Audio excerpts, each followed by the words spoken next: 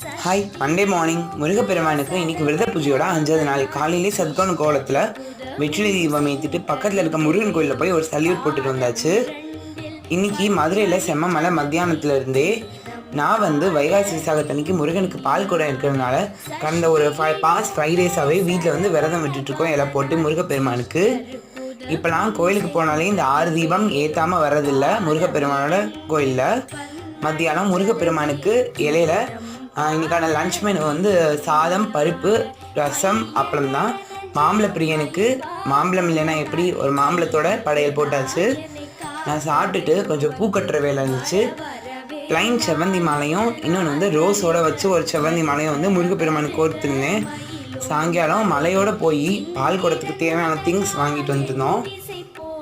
ஒரு வெங்கல பானையும் எல்லோ ட்ரெஸ்ஸும் தான். பாய், நெக்ஸ்ட் வீடியோவில் பார்ப்போம்.